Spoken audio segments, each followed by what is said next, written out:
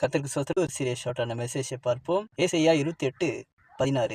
ஆதலால் கர்த்தராகிய ஆண்டவர் உரைக்கிறதாவது, இதோ அஸ்திபாரமாக ஒரு கல்லை நான் சீயோனிலே வைக்கிறேன், அது பரீட்சிக்கப்பட்டதும் விலையேற பெற்றதும் திட அஸ்திபாரம் உள்ளதுமான மூலைக்கல்லா இருக்கும், விசுவாசிக்கிறவன் பதறான். என்னத்தை பார்க்க போறோம்னா, விசுவாசிக்கிறவன் பதறான். இதை குறித்து இங்க பேசப்படுதுன்னா, அந்த கல்லு சீயோன்ல வைக்கப்பட்டிருக்கு.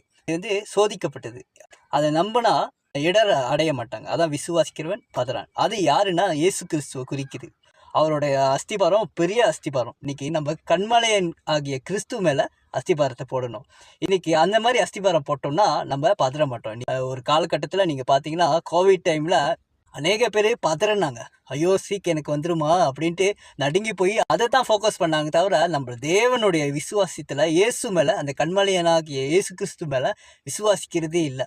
அதனால விசுவாசித்தவங்க தான் ஜெயம் கொண்டாங்க அந்த கோவிட் இல்லாமல். ஆனால் விசுவாசிக்காமல் பதறி இருக்கிறவங்க அநேக அந்த கோவிட்னால பட்டாங்க. இன்னைக்கு நம்ம கர்த்தர் மேலே இன்னும் வருகிற காலங்கள்லாம் நிறையா தேவன் சொன்ன தீர்க்கதரிசிகள் எல்லாம் நிறைவேறிக்கிட்டு இருக்கு. பஞ்சங்கள், கொள்ளை நோய்கள் இதெல்லாம் வந்து கொண்டு இருக்கு. ஆனால் நம்ம விசுவாசத்தில் தளரக்கூடாது. கடைசி காலத்தில் விசுவாசத்தை நான் காண்பேனும் மனுஷகுமார சொல்கிறாரு.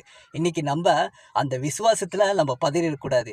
எப்படி தானியேலை நீங்கள் பார்த்தீங்கன்னா, அவருக்கு தெரியும் சிங்க கபில போட போகிறாங்கன்னு தெரிஞ்சும் அவர் என்ன செய்கிறாரு, பதறாமல் விசுவாசிச்சுட்டு அதை சைன் பண்ணி போய் ஜெபிக்கிறாரு. இன்னைக்கு அநேக நேரத்தில் பிரச்சனையே தான் பெருசாக பார்க்குறோம், நம்ம ஆண்டவர் இயேசு கிறிஸ்துவ சின்னதாக பார்க்குறோம்.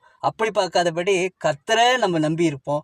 எப்படி தானியேல் தெரிஞ்சிருச்சு அவனுக்கு. இன்னைக்கு நம்மளுக்கு விஷயம் தெரியாமே பதறுவோம். அவனுக்கு தெரிஞ்சு கூட அவ்வளோ ஸ்ட்ராங்காக இருக்கிறதுனா அவ்வளோ பெரிய தேவன் தெரிஞ்சு அவன் விசுவாசிக்கிறான். பழைய ஏற்பாடுல அப்படி விசுவாசிக்கும் போது இயேசு கிறிஸ்து நம்மளுக்கு இப்போ எல்லாம் பரிச்சைத்து அப்படி சிலுவையில் அடித்து எல்லாத்தையும் ஜெயித்து உயிர் தெழுந்து அவர் நித்திய ஜீவன் கொடுக்குறேன்ட்டு சொன்னார். நான் செய்த கிரிகையை காட்டிலும் நீங்கள் பெரிய கிரிகையை செய்வீங்கன்ட்டு அவ்வளோ வாக்குத்தத்தம் கொடுத்து எல்லாமே ஜெயிப்பீங்கன்னு சொல்லி அவரை நம்பினா தான் வரணும். இன்றைக்கி நம்ம அவரை விட்டு நம்ம நவுந்தோம், நிச்சயமாக நம்ம கைவிடப்படுவோம். இன்னொன்றும் நம்ம பார்க்கணும். யாரை குறித்து பார்க்க போகிறோம்னா, சவுல்.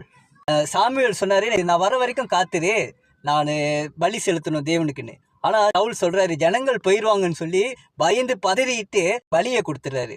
ஜனங்க நம்மளை விட்டு போயிடுவாங்க, நம்ம வியூஸ் இல்லாமல் போயிடும், நம்மளுக்கு லைக் இல்லாமல் போயிடும், இப்படியாக மீடியாவில் நம்மளுக்கு ஆளுங்க ஏற்ற மாதிரி பேசணும் அப்படின்னு நம்ம எடை போடாமல், இந்த பதறாமல், இந்த மனுஷனுக்காக அதுக்காக இதுக்காக நம்ம எதையும் செய்யாதபடி தேவனுக்கு என்ன திட்டம் வச்சிருக்காரோ அவரோட சித்தம்படி செய்வோம்.